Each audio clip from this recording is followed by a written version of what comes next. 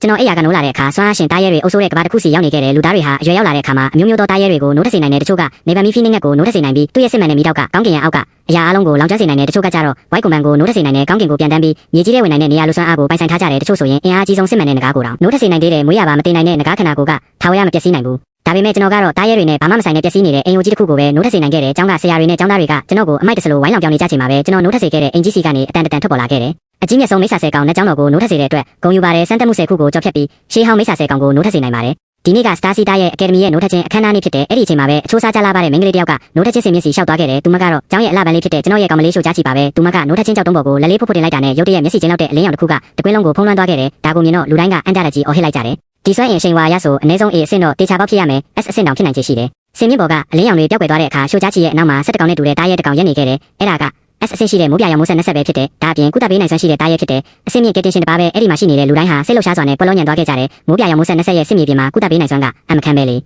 ေဗတက်စင်တော့တစ်ဖွဲ့မှာမဆိုအလွန်လိုရှိကြတဲ့တားရဲတစ်ကောင်ဖြစ်တယ်တားရဲတွေရဲ့နိုးထမှုအရေးသွေးကိုဒီကနေ S3 ထက်အဆင့်အထိအဆင့်9ဆင့်ခွဲခြားထားတဲ့ရေဘူးရအဖြစ် A အဆင့်ဆိုရင်ပဲအရန်တော်တဲ့ပိုင်းမီရှင်ဖြစ်နေပြီး S အဆင့်သာဆိုရင်တော့လူတွေထဲမှာထိတ်တန့်ဖြစ်ပြီးကောင်းကင်ဘုံကရွေးချယ်ခံရသူလို့ဆိုရမယ်အနာဂတ်မှာထိတ်တန့်တက်စင်တော့တစ်ဖွဲ့ကြီးလေးခုတည်းကိုရာနှုန်းပြည့်ဝင်ရောက်နိုင်မှာတေချာတဲ့ S2 ထက်အဆင့်ဆိုရင်တော့နိုင်ငံရဲ့အဖိုးတန်ရတနာတစ်ခုလို့သတ်မှတ်ခံရတဲ့ S3 ထက်အဆင့်ကဘယ်လောက်တောင်ကြီးကျယ်မလဲဆိုတာပြောစရာတော့မလိုတော့ဘူးဒါကြောင့်အခုရှို့ချချီကတော့အနာဂတ်အတွက်တောက်ပတဲ့လမ်းစရှိနေပြီလို့ပြောလို့ရတယ်အဲ့ဒီအချိန်မှာရှို့ချချီကကျွန်တော်စီကိုရှောက်လာခဲ့တယ်သူမကကျွန်တော်ကိုခက်တီတီကြည့်ပြီးခဏနေရင်စူးစမ်းပါလို့ပြောခဲ့တယ်ဒါကိုကြည့်ချင်းအဖြစ်ရှို့ချချီရဲ့သဘောထားပြောင်းလဲသွားတာကိုကျွန်တော်တိတိတာတာခံစားလိုက်ရတယ်ကျွန်တော်ခေါင်းညစ်ပြပြီးနောက်နိုးထချင်းစင်မျက်စီကိုရှောက်သွားခဲ့တယ်ကျွန်တော်နိုးထချင်းကြောက်တုံးပေါ်လက်တင်လိုက်တာနဲ့ကောင်းကင်ရံမှာမိမ့်နေတဲ့နန်းတော်ကြီးရဲ့ပုံရိပ်ရောင်တစ်ခုကကျွန်တော်ခေါင်းပေါ်မှာလွင့်မျောလာတယ်ဟေ့လူမင်းနေရာမှာလာတာများလားတခြားသူတွေကတားရဲတွေကိုနိုးထစေတာမင်းကဒီနေရာမှာအင်ကြီးကိုနိုးထစေတယ်ပေါ့အစိုးဆုံးကတော့သူငယ်ချင်းမင်းနိုးထစေတဲ့အင်ကြီးကဒီအဆင့်ပဲရှိသေးတယ်အတုံးမကြတော့ဘူးသွားပါပြီဖယ်လိုက်တော့အဲ့ဒီမြင်ကွင်းကိုမြင်ပြီးလူတိုင်းကကျွန်တော်ကိုအဆက်မပြတ်လောင်ပြောင်နေကြတယ်ဒါပေမဲ့အဲ့ဒီအချိန်မှာကျွန်တော်မျက်နှာကတော့ထူးဆန်းတဲ့အမူအရာဖြစ်နေခဲ့တယ်နန်းတော်ထဲကနေစာကြောင်းချိုးထွက်ပေါ်လာတာကိုကျွန်တော်မြင်လိုက်ရတယ်တင်းရှိနိုးထချင်းကြောက်တုံးကိုတမိနစ်အတွင်းမျိုးချပါအချိန်လွန်သွားပါကမစ်ရှင်ကြရှုံးသည်ဟုတတ်မှတ်မိမစ်ရှင်အောင်မြင်ပါကပထမဆုံးမိစ္ဆာစုပါ S3 ထက်အဆင့်တောင်ချက်စမ်းတက်မှုကိုအောင်မြင်ပြီးပိုင်ရှင်သည်တောင်ချက်ရဲ့စွမ်းအားကိုရယူရန်အတွင်ပြောင်းနိုင်သည်အဲ့ဒါကိုမြင်တော့ကျွန်တော်အနေငယ်အန်တသွားတဲ့တစ်ချိန်တည်းမှာပဲခေါင်းရွယ်စားလောက်ရှိတဲ့နိုးထချင်းကြောက်တုံးကြီးကိုကြည့်ရင်အနေငယ်ငိမ့်သက်သွားခဲ့တယ်အဲ့ဒီအချိန်မှာဆင်အောက်ကကျောင်းအုပ်ကြီးကျင်းဖြင်ထောင်းကဘေးနားကဌာနမှုကိုအမိန့်ပေးလိုက်တယ်ဒီအတုံးမကြတဲ့ကောင်ကိုအချိန်ထက်ဆွဲခွင့်မပေးနဲ့တော့သူ့ရဲ့တက္ကသိုလ်ဝင်ခွင့်စာမေးပွဲဖြေဆိုခွင့်ကိုရုပ်သိမ်းလိုက်ပြီးတော့ကျောင်းထုတ်လိုက်ကျောင်းသားဆောင်ကနေအခုချက်ချင်းဆင်းခိုင်းလိုက်ပြီးတော့သူပေးဖို့ကြံနေတဲ့ကျောင်းလက်ခတွေကိုတလအတွင်းအခြေဆက်ခိုင်းမဟုတ်ရင်သူ့ကိုဥပဒေရအရေးယူခိုင်းလိုက်ဌာနမှုကခေါင်းညစ်လိုက်ပြီးကျွန်တော်စီလျှောက်လာခဲ့တယ်မင်းကိုအတိပေးစရာတခုရှိတယ်မင်းကျောင်းလက်ခမသွင်းတာတနည်းရှိပြီဖြစ်တဲ့အတွက်ကျောင်းကနေမင်းကိုထုတ်ပြဖို့ဆုံးဖြတ်လိုက်ပြီးမင်းအဆောင်ကနေတရက်အတွင်းဆင်းပေးပါပြီးတော့မင်းပေးဖို့ကြံနေတဲ့ကျောင်းလက်ခတွေကိုတလအတွင်းအခြေဆက်ပါမဟုတ်ရင်တော့မင်းကိုဥပဒေနဲ့အညီအရေးယူရလိမ့်မယ်အဲ့ဒီအချိန်မှာပဲရှိုးချချီကလည်းကျွန်တော်စီလျှောက်လာခဲ့တယ်ကျွန်မလည်းရှင်ကိုပြောစရာရှိတယ်ကျွန်မက S အဆင့်သားရဲကိုနိုးထစေနိုင်ခဲ့တယ်ရှင်ကတော့အတုံးမကြတဲ့ဒီအဆင့်ကိုပဲနိုးထစေနိုင်ခဲ့တယ်ကျွန်မတို့နောက်ဆိုရင်ကဘာတစ်ခုတည်းကလူတွေမဟုတ်တော့ဘူးကျွန်မတို့တိတ်ပြီးမတင်တော့ဘူးထင်တယ်လမ်းခွဲကြရအောင်အဲ့ဒီလိုပြောပြီးတာနဲ့သူမကလှည့်ပြီးစင်မြင့်ပေါ်ကနေဆင်းသွားခဲ့တယ်ဒါပေမဲ့အဲ့ဒီအချိန်မှာမိစ္ဆာဆယ်ကောင်နဲ့ကျောင်းတော်ရဲ့အတန်ကထပ်ပြီးထွက်ပေါ်လာတ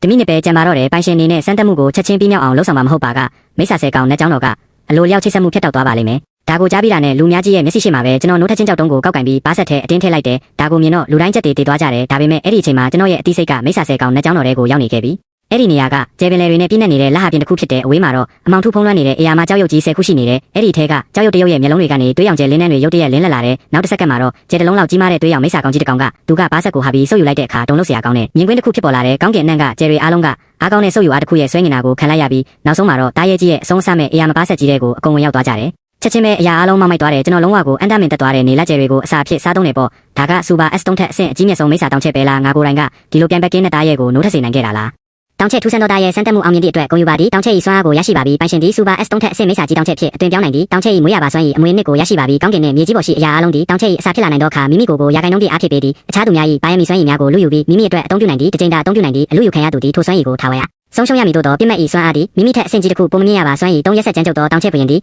်အလုံးတော်ထွက်သောအခြေအနေသို့ဝင်ရောက်သည်တိုက်ခိုက်မှုကာကွယ်မှုနှင့်ကုသပြောက်ကင်းနိုင်စွမ်းတို့ဆယ်ဆာတက်လာမည်ရန်သူမသိမချင်းအလုံးလုံးမည်သို့သောဤစွမ်းရည်သည်ရုပ်ပိုင်းဆိုင်ရာခန္ဓာကိုယ်ကိုများစွာထိခိုက်စေနိုင်ကြောင်းတတိပြုပါစွမ်းရည်အချက်လက်တွေကိုဖတ်ပြီးတဲ့နောက်ကျွန်တော်မျက်လုံးပြူးသွားမိတယ်ဒီစွမ်းရည်ကတကယ့်ကိုအာနာရှင်ဆန်လုံးတယ်ပထမတောင်ချက်ပထမအဆင့်စမ်းတက်မှုပြီးဆုံးပါပြီတားရဲတန်တမန်ဒီဂျေးစင်တားရဲကောင်ရည်တောင်းကိုအောင်မြင်စွာမျိုးချနိုင်ပါကပြီးမြောက်နိုင်ပြီပြီးမြောက်ပြီးနောက်တောင်ချက်ဤကျွမ်းကျင်မှုအမွေနှစ်ဖြစ်သောကောင်းကင်တန်နလန်ကိုရရှိမည်မင်းရှားသွေးမိတော့တစ်ဖက်မှာတော့နိုးထချင်းစင်မြေအောက်မှာကျောင်းအုပ်ကြီးကျင်းဖြင်ထောင်းကလည်းဒေါသကြီးနဲ့ပြေးတက်လာတယ်မင်းတို့အားလုံးဘာကြောင့်ကြည့်နေကြတာလဲရဲကိုအကြောင်းကြားပြီးစစ်ပတ်ဆိုင်ရာတရားဥပဒေစိုးမိုးရေးအဖွဲ့ကိုခေါ်လိုက်ကြလေဒီကောင်လေးကနိုးထချင်းကြောက်တုံးကိုဖျက်ဆီးလိုက်တယ်ဒါကထောင်ချမဲ့ကိစ္စပဲဒါပေမဲ့အဲ့ဒီအချိန်မှာပဲကျွန်တော်ရုတ်တရက်မျက်လုံးပွင့်လာခဲ့တယ်ပြီးတော့မြေပြင်ပေါ်ကနေထလာတယ်မင်းနောက်ဆုံးတော့နိုးလာပြီပဲဒီနိုးထချင်းကြောက်တုံးကတန်မိုး9တန်းတန်တယ်ဒါပေမဲ့ကျင်းဖြင်ထောင်းကကျွန်တော်ရဲ့မျက်လုံးတွေနဲ့ဆုံလိုက်တဲ့အချိန်မှာသူရုတ်တရက်ကြောက်ရွံ့လုံးလောက်သွားတယ်ကျွန်တော်ရဲ့အကြည့်ကြောင့်သူတကယ်ပဲလန့်သွားခဲ့တာအဲ့ဒီအချိန်မှာတွေးရမိတောက်တွေကကျွန်တော်တကူလုံးကိုဖုံးလွှမ်းသွားတာကိုမြင်လိုက်ရတယ်ပြီးတော့ရက်ဆက်ကြမ်းကြုတ်တဲ့အချိန်ဝါတွေကလေထုထဲမှာပြန့်နှံ့သွားတယ်ဒီအချိန်တွေကလူတိုင်းကိုအသက်အောင်သွားစေတယ်ဘာဖြစ်လို့လဲဆိုတော့ဒီအချိန်ဝါကတကယ့်ကိုအကျန်းဖက်လုံးပြီးကျန်းကြုံလုံးလိုပါပဲအပျက်စီးတွေကြားတဲ့ကဒေါ်ရိုင်းသားရဲတွေကိုရင်ဆိုင်နေရတယ်လို့ခန်းစားချက်မျိုးပေးစွမ်းနေတယ်ကောင်းကင်နဲ့မြေကြီးကိုတုံလို့စေတဲ့ဟိဟောက်တန်ကြီးထွက်ပေါ်လာတာနဲ့အမျှတွေးရမိတောက်တွေကတဖြည်းဖြည်းမင်းမိန်သွားတယ် အဲ့ဒီနေရာမှာတွင်းနေအောင်နဲ့ရက်ရှိရှိပုံရိပ်ကြီးတစ်ခုပေါ်လာတယ်အဲ့ဒီပုံရိပ်ကအရက်3မီတာလောက်မြင့်တဲ့တကူလုံးကိုအနက်ရောင်နဲ့အနီးရောင်တန်ချက်ကတွေဖုံးလွှမ်းထားတယ်တန်ချက်ကပေါ်မှာတွေ့ရမီတောက်တွေနဲ့ကြီးမားတဲ့ပုံစံတွေကိုရေးဆွဲထားတယ်မရဲပြည်ကမြင်ကွင်းတစ်ခုလိုပါပဲသူ့ရဲ့ရင်ဘက်မှာမျက်လုံးစုံမိတ်ထားတဲ့ကြောင်မဖွဲခေါင်းတစ်ခုလည်းရှိနေသေးတယ်အဲ့ဒါကတော့ကျွန်တော်နိုးထက်စေခဲ့တဲ့အကြီးမြတ်ဆုံးမိစ္ဆာတောင်ချက်ပါပဲ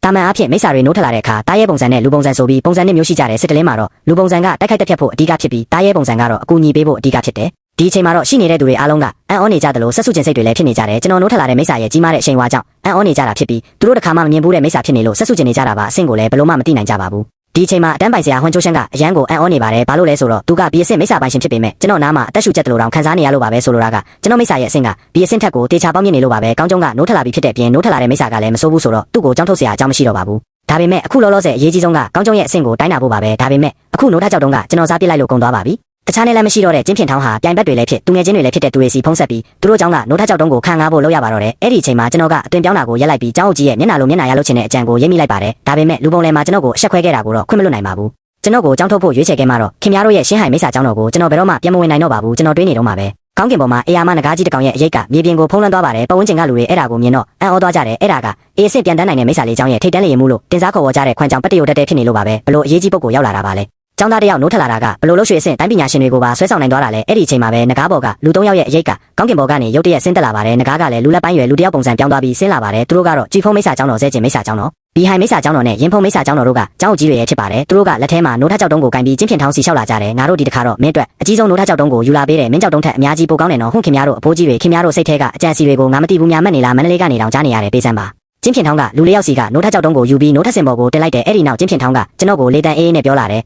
အရင်နိုးထကြောက်တုံးကိုမင်းစားပစ်လိုက်တာငါပြစ်မယူတော့ပါဘူးအခုမင်းအတွက်အစ်စ်တုံးထက်ရှာလာပေးတယ်မင်းလက်ကိုအပေါ်တင်လိုက်မင်းနိုးထလာတဲ့မိစ္ဆာအဆင့်ကိုကြည့်ကြတာပေါ့ပြီးတော့မင်းရဲ့စွမ်းဆောင်ရည်ကြောင့်မင်းရဲ့ကြောင်းထုတ်စာကိုလည်းငါတို့ပြန်ရုပ်သိမ်းပေးမယ်လို့ပြောပါတယ်အဲ့ဒါကိုကြတော့ကျွန်တော်နှုတ်ခမ်းထောက်မှာလောင်ပြောင်းတဲ့အပြုံးတစ်ခုပေါ်လာပြီးတောင်းပန်ပါတယ်ကျောင်းအုပ်ကြီးကျောင်းထုတ်ခံရပြီးမှတော့ရှင်းဟိုင်မိစ္ဆာကျောင်းတော်ကိုကျွန်တော်ထပ်မဝင်တော့ပါဘူးလို့ပြောလိုက်တယ်ဗာမင်းကရှင်းဟိုင်မိစ္ဆာကျောင်းတော်ကိုမဝင်တော့ဘူးဟုတ်လားကျင်းဖြင့်ထောင်းရဲ့မျက်နှာကချက်ချင်းပြောင်းသွားပြီးကောင်းကျုံငါတို့ရှင်းဟိုင်မိစ္ဆာကျောင်းတော်ကတပြည်နယ်လုံးမှာအကောင်းဆုံးကျောင်းပဲဒီမှာမင်းကအကောင်းဆုံးပညာရေးနဲ့အထောက်ပံ့တွေရနိုင်တယ်မင်းရဲ့အနာဂတ်ကိုနောက်ပြောင်ပြီးမဖြတ်စည်းပါနဲ့လို့ပြောပါတယ်ကျွန်တော်သူ့ကို view မဆိုင်ပဲခုနကစကားကိုပဲထပ်ပြောလိုက်တယ်ကောင်းပြီမင်းအောင်တမရဖို့မျှော်လင့်ပါတယ်ကျင်းဖြင့်ထောင်းကမျက်နှာပြက်ပြက်နဲ့ဘေးကိုထွက်သွားတဲ့အတန်းပိုင်ဆရာဟွန်ချိုးရှန်ကထပ်ပြီးဖြောင်းဖြခြင်းသေးရဲ့မဲ့ကျင်းဖြင့်ထောင်းကတိုက်ရိုက်ပဲတားလိုက်တယ်ဆရာဟွန်ငါတို့ရှင်းဟိုင်မိစ္ဆာကျောင်းတော်ကအဲ့ဒီလောက်ထိအောက်ကျနောက်ကျမခံနိုင်ဘူးသူက S အဆင့်ဟုတ်မဟုတ်ဆိုတာမပြောနဲ့ဦးဟုတ်နေရင်တော့ငါတို့ကခေါ်မှမဟုတ်ဘူးအခွင့်အရေးရလို့ဘဝင်မြင့်ပြီးအကျင့်စာရိတ်တာပြက်ပြားနေတဲ့သူမျိုးကိုငါတို့လက်မခံဘူးဒီစကားလဲထွက်လာရောဘေးနာကကျောင်းအုပ်ကြီးလေးယောက်ကတိုက်ရိုက်ပဲလူရက်ကြပါတော့တယ်ဟာလူလေးမင်းတို့ကျောင်းအုပ်ကမင်းကိုမလိုချင်ဘူးဆိုရင်ငါတို့ကလိုချင်တယ်ငါတို့ကြည်ဖုံးမိစ္ဆာကျောင်းတော်ကိုဝင်ခဲ့ပါငါတို့ကျောင်းမှာ S အဆင့်ကျောင်းသား2ယောက်ပဲရှိတယ်မင်းရနိုင်မဲ့အထောက်ပံ့တွေကတေချာပေါက်နေမှာမဟုတ်ဘ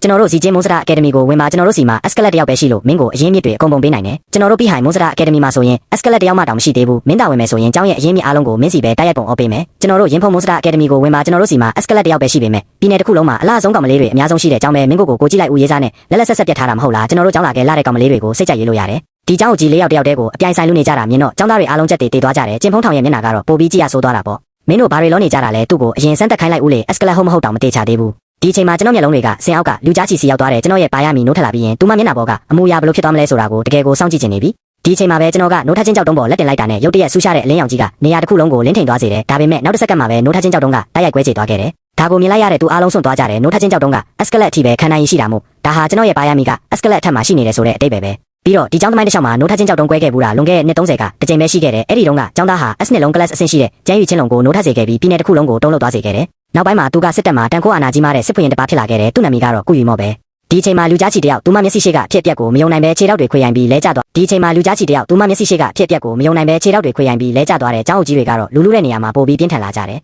်တကယ်ပဲ Escalate ဖြစ်နေတာလားဒီကောင်လေးကိုငါတို့ဂျူဖုံးအကယ်ဒမီကတေချာပေါက်ခေါ်မယ်ဟို Escalate 2ယောက်ကိုမလိုချင်တော့ဘူးမင်းတို့ယူသွားလိုက်တော့ခင်ဗျားတို့မလိုချင်ရင်ငါတို့လည်းမလိုချင်ဘူးငါပြန်သွားရင်ကျောင်းသားအားလုံးကိုအတန်းပြန်တက်ခိုင်းပြီးအရင်းမြစ်အားလုံးကိုကောက်ကျုံးတယောက်တည်းအတွက်ပဲပုံအော်ပေးမယ်ငါတို့လည်းငါသားမင်းမယူဖို့စုထားတဲ့ပိုက်ဆံတွေအကုန်ထုတ်ပြီးသူ့အတွက်အရင်းမြစ်တွေဝယ်ပေးမယ်ငါတို့ကျောင်းမှာသူထေးမတွေအများကြီးရှိတယ်ကောက်ကျုံးတာလာမယ်ဆိုရင်သုံးမကုန်တဲ့ပိုက်ဆံတွေရလိမ့်မယ်မင်းတို့တိတ်မပြောကြနဲ့ဦး Escalate နဲ့အထက်ဆိုရင်စစ်တပ်ကိုအရင်သတင်းပို့ရတဲ့စစ်တပ်ကသူတို့ရဲ့တီးတန့်ကြောက်တုံးနဲ့လာဆန်းတက်လိမ့်မယ်ဘာဖြစ်လဲသူကငါတို့ကျောင်းနာမီကိုတက်ထားတဲ့ရွေ့တန်နေပြီရဲ့မင်းတို့စိတ်ကူးရင်မနေနဲ့ငါစစ်တပ်ကိုသတင်းပို့ပြီးတကယ်လို့သူက Escalate တာဖြစ်နေရင်မင်းတို့ကျောင်းတွေကိုရောင်းရမယ့်အခြေအနေဖြစ်သွားလိမ့်မယ်တစ်ချိန်တည်းမှာပဲစစ်တပ်ကြီးကမော်ယူချန်းကသတင်းရခြင်းမှာပဲမင်းပါပြောလိုက်တဲ့ကျောင်းမှာ Escalate ထက်မြင့်တဲ့နိုးထသူတယောက်ထွက်လာတယ်ဟုတ်လားဟုတ်ကဲ့အကြီးကပြည်နယ်တစ်ခုလုံးကိုလည်းတိုက်ရိုက်ထုတ်လွှင့်နေတာပါမော်ယူချန်းကထုတ်လွှင့်မှုကိုကြည့်လိုက်တဲ့အခါဒီကောက်ကျုံးဆိုတဲ့ကောင်လေးကကြည့်ရတာရင်းနှီးနေတယ်လို့ပဲသူကလော့ရှန်နဲ့လင်ချင်းချင်းတို့ရဲ့သားပါအကြီးကမော်ယူချန်းမျက်နှာအန်တသွားတဲ့ကောက်ကျုံးရဲ့မိဘတွေဟာလွန်ခဲ့တဲ့3နှစ်ကတိုက်ပွဲမှာကြာဆုံးသွားခဲ့တဲ့စစ်တီတော်ကောင်းတွေချစ်ခဲ့ကြတယ်သူဖြစ်နေတာကိုနိုးထချင်းကြောက်တုံးကိုအခုချက်ချင်းပြင်ဆင်လိုက်ဒီတစ်ချိန်တော့ငါကိုယ်တိုင်သွားကြည့်မယ် အဲ့ဒီအချိန်မှာပဲအိမ်ပြင်ဘက်ကနေဟိန်းဟောက်တန်ကြီးတစ်ခုထွက်ပေါ်လာပြီးမိုးယူချမ်းတယောက်ကြောင်းအန်းသွားခဲ့ရတယ်ကောင်းကင်ရံထက်မှာတော့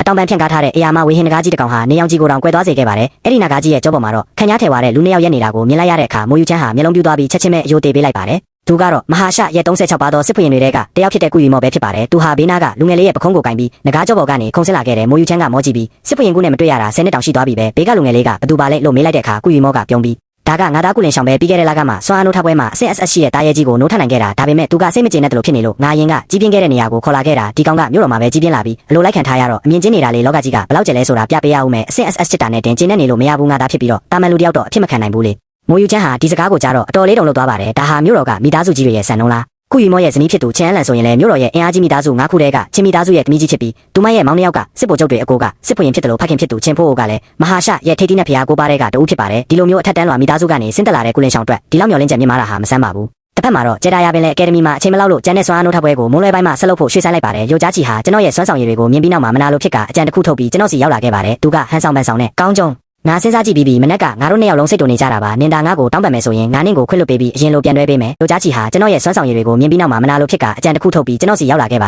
ယ်သူကဟန်ဆောင်ပန်ဆောင်နဲ့ကောင်းကြုံငါစဉ်းစားကြည့်ပြီးမနက်ကငါတို့နှစ်ယောက်လုံးစိတ်တုန်နေကြတာပါနင်တာငါ့ကိုတောင်းပန်မယ်ဆိုရင်ငါနင့်ကိုခွင့်လွှတ်ပေးပြီးအရင်လိုပြန်တွဲပေးမယ်ကျွန်တော်ကတော့ဘာမှပြန်မပြောရဲထမင်းကိုပဲအေးဆေးဆက်စားနေလိုက်တယ်ယောက်ျားကြီးဟာအကြာကြီးစောင့်နေပေမဲ့ကျွန်တော်ကအရေးမလို့တော့အားလုံးရဲ့ရှေ့မှာအော်ဟစ်ပါတော့တယ်ကောင်းကြုံနင့်ကိုငါစကားပြောနေတယ်လေဘာလို့အဖက်မလုပ်တာလဲသူမအတွက်တော့ဒါဟာမယုံနိုင်စရာပါပဲအရင်တုန်းကဆိုရင်သူမပါဆက်လေးဟလိုက်တာနဲ့သူမဘာလို့ကျင်လဲဆိုတာကျွန်တော်ကအကုန်ဖြည့်ဆေးပေးခဲ့တာလေဒါပေမဲ့ဒီနေ့မှာတော့ကျွန်တော်ကလူတခြားစိတ်တခြားဖြစ်နေတာကြောင့်သူမဒေါသထွက်နေတာပါကျွန်တော်ကခက်အေးပဲပြုံးပြီးနင့်ကိုအဖက်မလုပ်ချင်လို့ပေါ့အကြောင်းပြချက်တွေအများကြီးလို့သေးလို့လားဒီစကားကြောင့်ယောက်ျားချီဟာဒေါသထွက်ပြီးထွက်သွားဖို့ပြင်ပေမဲ့ကျွန်တော်ရဲ့ပါရမီတွေကိုနှက်မျောတာကြောင့်မသွားနိုင်သေးပါဘူးနင်ငါ့ကိုစိတ်ကောက်ပြီးအာယုံစိုက်ခံချင်လို့လုပ်နေတာမလားယောက်ျားဖြစ်ပြီးဘာလို့ဒီလောက်စိတ်ပုတ်ရတာလဲလို့သူမကထပ်ပြောပြန်တယ်ကျွန်တော်ကရဲလိုက်ပြီးငါကဘာလို့နင့်ကိုတောင်းပန်ရမှာလဲငါဘာမှလို့လဲကျွန်တော်ထမင်းပန်းကန်ကိုမပြီးထွက်သွားဖို့ပြင်တဲ့အခါသူကရက်လိုက်စမ်းနင်တကယ်ပဲငါနဲ့ပြန်မတွဲချင်တော့ဘူးလားဒါဟာနင့်ဘဝမှာငါလိုမိန်းကလေးကိုပိုင်ဆိုင်ဖို့တခုတည်းတော့အခွင့်အရေးနော်လို့အော်ပြောတယ်ကျွန်တော်ခြေလမ်းတွေကိုရက်လိုက်ပြီးလက်ကြည့်ကနင်ကမင်းကိုမင်းငွေဆက်ကူများမှတ်နေလားလူတိုင်းကမင်းကိုကြိုက်ရအောင်လေနင်ကတန်ဖိုးရှိလာကြီးရဲ့ဆိုရင်တော့အမိုက်ပုံးရဲ့ကငွေဆက်ကူပဲချင်မှာပါကျွန်တော်စကားကြောင့်ယောက်ျားချီဟာဒေါသတွေအလိမ့်လိုက်ထွက်ပြီးနေရာမှာတင်မင်းလဲသွားပါတော့တယ်မိုးလွယ်ပိုင်းစွမ်းအားနိုးထပွဲရောက်တဲ့အခါမှာတော့ကျွန်တော်ဟာတက်တောင့်တက်တာရှိတဲ့ထိုင်ကုန်ကြီးပေါ်မှာလဲလျောင်းနေပြီးကျောင်းအုပ်ကြီးလေးယောက်ကတော့ကျွန်တော်ဘေးမှာအစေခံတွေလိုမျိုးရက်ခတ်ပေးသူကခတ်နှိပ်ပေးသူကနှိပ်နဲ့ပြုစုနေကြပါတယ်ဒါကိုမြင်ရတဲ့ကျောင်းအုပ်ချုပ်ရေးမှူးကျင်ဖိန်ထောင်းကတော့တွားကြိတ်နေရတာပေါ့အဲ့ဒီအချိန်မှာပဲကောင်းကင်ရံမှာလေပြင်းတွေတိုက်ခတ်လာပြီးအေယာမအရေးကြီးတစ်ခုဟာကျောင်းတစ်ကျောင်းလုံးကိုဖုံးလွှမ်းသွားပါတယ်အားလုံးဟာကောင်းကင်ကိုမောကြည့်လိုက်ကြတဲ့အခါအဲ့ဒါဟာအဆင့်အရှိတဲ့ဝေဟင်နဂါးကြီးဖြစ်နေတာကြောင့်ကျောင်းအုပ်ကြီးရဲ့မျက်နှာဟာချက်ချင်းပြနှန်းသွားပါတော့တယ်ဒီအချိန်မှာပဲကောင်းကင်ရံကနေနနဂါးတကောင်ပေါ်မှာလူ3ယောက်ဆင်းသက်လာခဲ့ပါတယ်ဥဆောင်လာတဲ့သူရဲ့မျက်နှာကိုမြင်လိုက်ရချိန်မှာတော့လူတိုင်းအန်တာမင်တက်သွားကြတယ်သူကတခြားသူမဟုတ်ဘူးစစ်ဖွင့်ရင်ကူရီမော့ပါပဲကူရီမော့ကဆက်လိုက်ဖြစ်သူကောင်းကျုံကိုအကဲခတ်ကြည့်လိုက်ပြီးမင်းရှင်းဟိုင်မိတ်ဆာအကယ်ဒမီကနေကျောင်းထွက်လိုက်တယ်လို့ကြားတယ်ဒီလောက်ရက်ကနင်းနေတော့တစွတ်ထိုးဆန်တဲ့လူငယ်တွေကိုနာကက်နဲ့ကိုနောက်ပြောင်တာတိတ်မကောင်းဘူးကွာလို့ပြောလိုက်ပါတယ်ဆက်ပြီးတော့သူကမင်းတို့ကိစ္စကိုငါအချမ်းဖြစ်တော့နားလည်ထားပါတယ်နှစ်ဖက်စလုံးမှာအမားကိုစီရှိကြတာပဲတယောက်နဲ့တယောက်တောင်းပန်လိုက်ကြရင်ဒီကိစ္စပြီးသွားမှာပါမင်းကျောင်းပြန်တက်တက္ကသိုလ်ဝင်ခွင့်ရလို့ကျောင်းပြီးသွားရင်ငါရဲ့ချမ်းရီတက်စင်တော့တက်မတော်တဲ့တိုက်ရိုက်ဝင်လို့ရတယ်လို့ကန့်လန့်လိုက်ပါတယ်ဒီစကားကိုကြားတော့ဘေးနာကလူတွေအားလုံးအားကြတဲ့ကြည့်တွေနဲ့ကြည်လာကြတယ်စစ်ဖွင့်တယောက်ရဲ့အတိမတ်ပြုမှုကိုရဖို့ဆိုတာအရန်ကိုရှားပါခဲ့ရင်မှလူတိုင်းသိထားကြလို့ပါပဲဒါပေမဲ့ဒီချိန်မှာကောင်းကျုံကတော့ကျွန်တော်ကျောင်းပြန်တက်ဖို့ဆိုတာမဖြစ်နိုင်တော့ပါဘူးလို့ပြက်ပြက်သားသားပဲညှင်းဆိုလိုက်ပါတယ်ချက်ချင်းပဲလူအားလုံးနေရာမှာတင်အေးခဲသွားကြတယ်ကူရီမော့ကိုယ်တိုင်လည်းမယုံနိုင်တဲ့မျက်နှာထားဖြစ်သွားတယ်လွန်ခဲ့တဲ့10နှစ်ကစစ်ဖွင့်ဖြစ်လာကြတဲ့ကသူပြောရင်ပြောတဲ့အတိုင်းပဲအမြဲဖြစ်ခဲ့ပြီးသူ့ကိုဘယ်သူမှမငြင်းဆန်ရဲခဲ့ပါဘူးသူကစိတ်လိုက်မှန်ပါလို့မိတယ်လို့သဘောထားပေးပြီးနောက်တစ်ချိန်အခွင့်အရေးထပ်ပေးပေမဲ့ကျွန်တော်တို့ရဲ့ဇက်လိုက်ကောင်းကျုံကတော့ထပ်ပြီးငြင်းဆန်ခဲ့ပါတယ်ဒီအချိန်မှာတော့ကူရီမော့ရဲ့မျက်နှာကတိတိတာတာကိုပြင်းသွားခဲ့ပါပြီဘေးနားမှာရှိတဲ့ကျန်တဲ့မိစ္ဆာအကယ်ဒမီကြီးလေးခုကကျောင်းကြီးတွေလည်းစစ်ဖွင့်နဲ့သူ့နောက်ွယ်ကမိသားစုကိုမြန်စေရတာကြောင့် S နှလုံးအဆင့်ပါရမီရှင်ဆိုတာအရန်ကိုထူးချွန်လုံးပါတယ်ငါတို့အကယ်ဒမီနဲ့ဆိုမထိုက်တန်ပါဘူးလို့စင်ကြေပေးပြီးရှောင်ဖယ်သွားကြတယ်ဒီအချိန်မှာကောင်းကျုံဟာအစိတ်လူထားတဲ့ရွှေတုံးတုံးလိုဖြစ်သွားပါတယ်အရန်ကိုဆွဲဆောင်မှုရှိပေမဲ့ဘယ်သူမှမထိရဲကြတော့ပါဘူးဒါတောင်မှကောင်းကျုံရဲ့မျက်နှာမူရာကလုံးဝပြောင်းလဲမသွားခဲ့ပဲစစ်တပ်ကနေယူဆောင်လာတဲ့စွမ်းအားနိုးထပ်စေတဲ့ကြောက်တုံးစီကိုသာရှောက်သွားလိုက်ပါတယ်ကြောက်တုံးပေါ်ကိုလက်တင်လိုက်တာနဲ့တပြိုင်နက်တောက်ပတ်တဲ့အလင်းနှန်းတွေကတကွင်းလုံးကိုဖုံးလွှမ်းသွားခဲ့တဲ့ကောင်းကျုံဟာလည်းထိန်းချုပ်လို့မရပဲတောင်းချက်လို့ခေါ်တဲ့ရှေးဟောင်းမိစ္ဆာကောင်ကြီးဖြစ်ပြောင်းလဲသွားပြီးမိုးကျင်းတန်လိုဟိန်းဟောက်တန်ကြီးထွက်ပေါ်လာခဲ့ပါတယ်တကယ်လို့ S3 လုံးအဆင့်စွမ်းအားသာနိုးထလာခဲ့ရင်နိုင်ငံရဲ့အမြင့်ဆုံးတက်မတော်ကြီး၄ခုစီကိုစီကံချက်မရှိပဲဝင်ရောက်ဝင်ပြီးဖြစ်ပါတယ်နိုင်ငံကောင်းဆောင်ရဲ့အမိန့်ကိုသာတိုက်ရိုက်နာခံရတဲ့ဒီအမြင့်ဆုံးတက်မတော်ကြီး၄ခုနဲ့ရှင်လိုက်ရင်ကူရီမော့ဆိုတဲ့ဘိုးတော်ရဲ့တက်မတော်ဆိုတာတနာစရာကောင်းလောက်အောင်ဘာမှမဟုတ်တော့ပါဘူးထုတ်လွှင့်နေစေအနီမဲဖြစ်တာကြောင့်အတိရတာနဲ့စက်တိုက်တင်ပေးနေတာလေဗျာဖော်လို့ပေးခဲ့ကြပါအောင်